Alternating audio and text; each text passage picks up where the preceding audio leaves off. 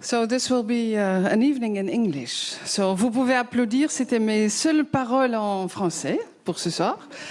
Si vous voulez partir, ne le faites pas parce que ce sera très intéressant quand même. It will be very interesting, even if it will not be in French.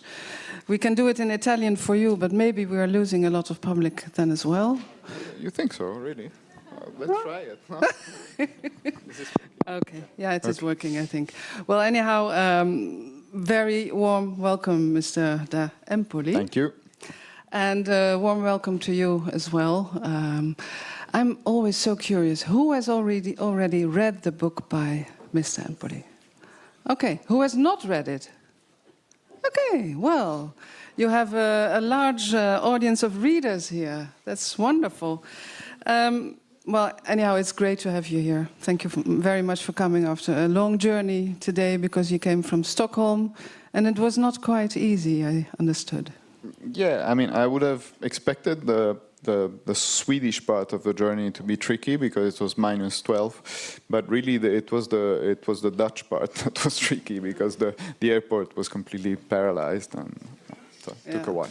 But anyhow, we are very, very lucky to have you anyhow.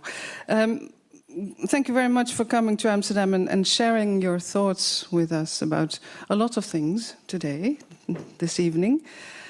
Just a quick introduction. You're a professor of comparative politics at Sciences Po in Paris. If I say anything which is not true, please interrupt I'll scream if you Okay, if you say please do. You were senior advisor to the Italian Prime Minister Matteo Renzi. He was Prime Minister from 2014 till 16? Mm-hmm. Wow. You were... Yeah, that's long for Italy. You were deputy mayor for culture in Florence. How was that? That was quite something. Yeah. Florence is culture. Yeah, I mean, thanks to my work, I guess. Thanks to you, we are able to visit and to see all the culture. It's difficult, because you're basically you're taking charge of something that's so iconic, and but also you don't want it to turn completely into a museum. You also want it to still be alive and produce something, and we have another participant to our conversation, and and so that's a very interesting job. And then you founded a think tank called Volta in Milan. What does your think tank do besides thinking? Not much anymore, in the sense that it was established in 2015. And it had a few very active years, and the idea was, to have a European think tank based in Milan. It was also based in Brussels at one point, but think tanks, I think they live and they die and they follow. I think we'll discuss maybe this a bit also tonight. The ebbs and flows of politics. So the think tank is not very active anymore. Okay. It's like a real Volta, then. You are an essayist. You write in French, but also in Italian and in German as well? Not at all. No? Because everyone is mentioning you as a Italian, French, Swiss essayist. I am Swiss. I'm Swiss-German, and I have deep ties to Switzerland and to a small village in the Alps in particular. But since I don't really speak the language much, when I go there, they take me for a Lebanese tourist. It's not like. That's funny. I do feel those ties. I actually forced Gallimard, my French publisher, to add the Swiss part to my bio. They had written, Italian writer or whatever, and I forced them to add the Swiss part because it's less visible, but it's very important. Then you published more than 10 books. The first one was published in 1996 with a great title, A Great Future Behind Us. If I translate that, okay. Yeah, because I used the DeepL translation. I think it was prophetic in many ways. Yeah, indeed. It's about the problems faced by the Italian youth. Yeah.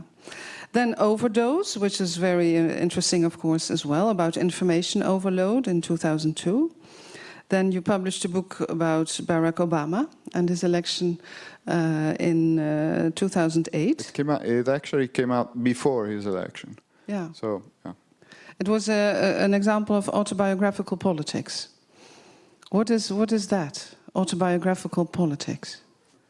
Well, it was starting with the idea, basically with the idea that Obama at that time, 2008, he ran basically on, not really on a political program, on a political platform, on a specific, idea or thing. It was more, he ran on his biography in the sense, and that's also the two books he published before his election that were very successful, including the one that was actually the book that was conceived and written for the election, was basically an autobiography explaining how and why his election in itself would have brought change.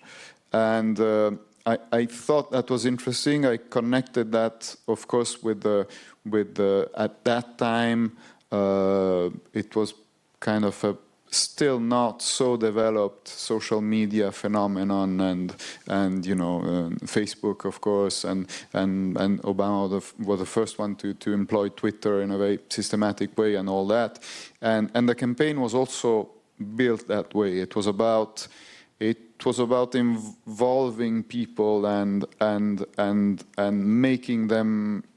I actually took part in that just as an experiment. And when you would subscribe to the Obama network, you would be immediately contacted by someone, and the thing would be about you in a way. You also became the actor. So it was the first time, in a way, the new narcissistic, self-involved, also with good sides to it. I mean, it wasn't a critique. I mean, it was a critique, but it was also kind of a favorable critique back then.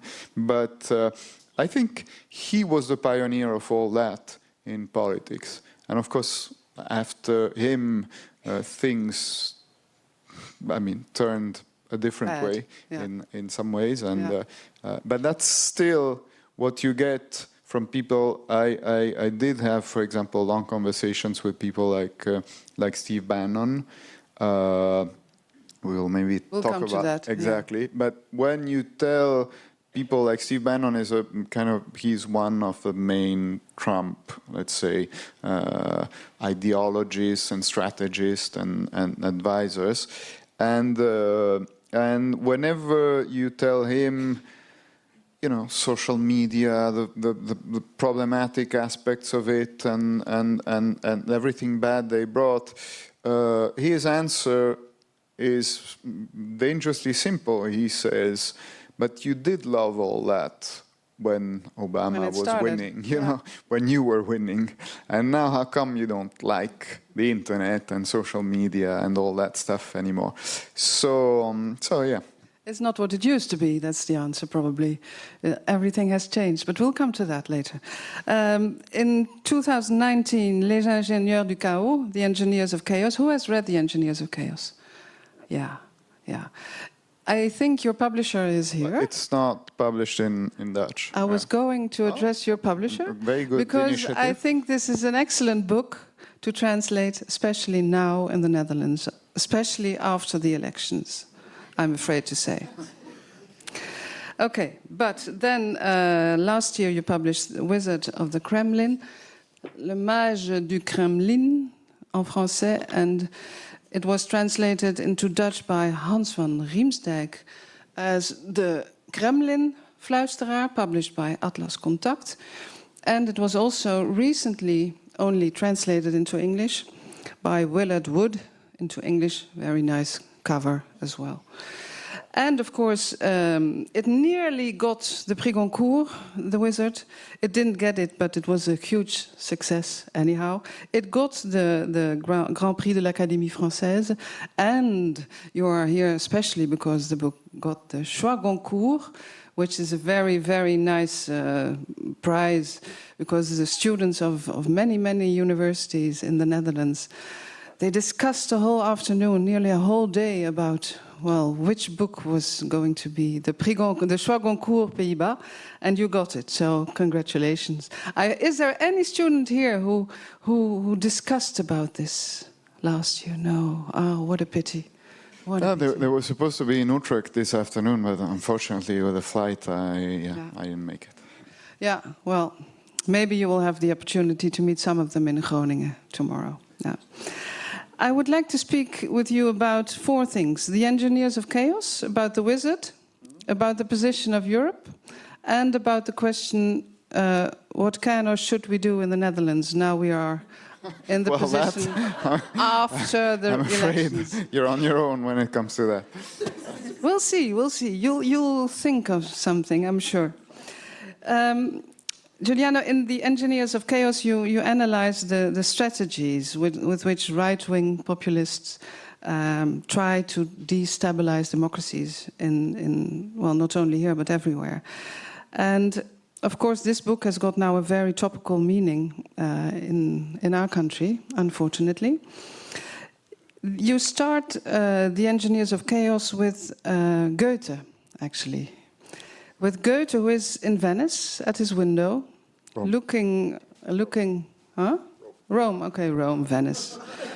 Fine, Italian anyhow, okay, in Rome, you're right. And we are in February 1787, and Goethe is looking at this carnival, and he sees people who are disguised, and he says, well, it's funny, the lower classes are disguised as the rulers, and the masters are disguised as people from the lower classes. But he also sees some real fights, and he's becoming a little bit inquiet. And actually, you use this as an image for Rome. You see, Rome 2018, because at that time there was a new government in Italy, installed under Mr. Conte. He was leader of the Five-Star Movement. And I was wondering, could you say a little bit about this comparison? The festival, politics, Conte, Rome, Goethe? Well, that's a lot. Yeah, that's quite a bit. Do your best. And well, let's say, I mean, the idea there was that when, for one reason or another, distrust in politics and dissatisfaction goes over a certain level in a country, in an electorate or something, all the political values are somehow subverted, exactly like what happens in the carnival. So what happens during the carnival is, you know, the rich become poor, the last ones become the kings of the carnival, the people who are in power or who have positions are made fun of, and all the men become women and things. It's about the inversion of values and current norms of society. And the point of it is that it liberates a lot of energy. So it's something that is actually, it's actually a kind of a celebration of some kind. And my feeling when I wrote the book, and I don't think this has changed so much, this was before the capital invasion, this was before all the carnivals in different forms that we've seen throughout the world since then. But my feeling was that this carnival energy, in a way, was becoming very significant in politics. And that we were missing the logic of it. I'll make you an example because maybe that makes it clearer. Basically, my idea is if you look at a clown or a clownish figure and he wins elections, and you look at him and you think this is a clown. But that's not enough. You need to understand how it works and why something that might look absurd to you is actually logical in the new political carnivalesque logic. So, for example, when Donald Trump is president of the US, he goes to Colorado and in a meeting there, he says, I'm building a wall, I'm building this wonderful wall to protect Colorado from Mexico and Mexican immigrants and all that. And he says this in a public speech, I'm building this on the border of Colorado and all that. But the problem is, some people, maybe even in the room, notice that there's no border between Colorado and Mexico. You know, Colorado has a border with New Mexico, but New Mexico is still part of the US. So a wall on that border is kind of problematic. And so, of course, everybody's indignant, you know, the journalists are indignant, what's left of normal politicians in the US is indignant and all that. And they say, well, what an embarrassment. We have, as president, we have a guy who doesn't know that there's no border between Colorado and Mexico. But the thing is, even if Trump made a mistake, I'm not saying he's a genius, so he conceived it all. No, he probably made a mistake. It's not. But even if he made a mistake, you have to understand how something like this plays in the logic of new politics and carnival politics. In the logic of old politics is a terrible mistake, you know, and completely devaluating the character who would say something like that. But we've seen, you know, Trump was doing stuff like that practically every day, so there must be something else.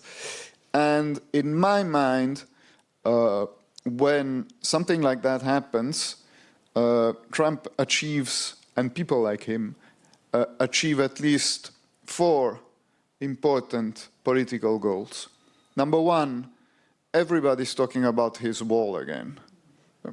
Even if it's to say, well, it can't be built there, it's not true and everything, but people, the political agenda is again Trump's wall. So what he wants, the way he wants to talk about that issue. Number 2, everybody's screaming. The elites are screaming. Establishment is screaming. Academic elites are screaming. Journalists, Democrats, everyone. And so that's great for Trump because he's the enemy of all those people. Actually, the main part of his program, like many national populists, is punishing the establishment, punishing the elites, punishing the academics, the know-it-all, the left-wing, politically correct, whatever, all that. And so he's punishing them again, because they're all screaming in pain, actually, and he's the champion of all people who actually hate those people and blame them for everything that's wrong. Third objective, it's about political will. You know, people tell you, politicians tell you, you can't do anything. You can't, there's financial constraints, there's this, there's that, there's I don't know what in the US, the Supreme Court, whatever. Here in Europe, it's Europe, of course, and all the constraints that Europe brings and everything. Well, so you can't do anything anymore. Well, Trump is so, you know, he has so much will that he's building a wall on a border that doesn't exist. I mean, what could be more willful than that, you know, in terms of reestablishing the importance and the central role of politics. And the fourth thing is to think that there's no border between Colorado and Mexico. You don't need to be part of a tribe. You just need to go to look at a, you know, at a map. But to actually think that there's a border there and that your leader, Trump, is building a wall on that border, well, you need to be part of a tribe. You need to recognize other people who are often people who are quite disaffected, disconnected, lonely, isolated in many ways, and who now, again, thanks to social media and thanks to the new media ecology, well, they can connect, you know, and they're a tribe, and even in that, there's a joyful aspect that people from the outside don't get. You know, you look at Trump's rallies, national populist rallies, and you find that stuff pretty dark, pretty nasty. But for the people who are there, there's an element of celebration. There's an element of connecting with other people. There's an element of, again, feeling part of something while before they felt like they were. So this, to me, I think, if you want to oppose them, well, I think your interest is to understand how it works. And the not just saying, this is absurd, those people have gone nuts. And the carnival is a bit that. In your book, of course, I've been reading also what happened after Mr. Conte came to power. And what we learned from your book is that you say actually that the people who came to power were very inexperienced, but that's a good thing because they show then that they are not part of the ruling elite.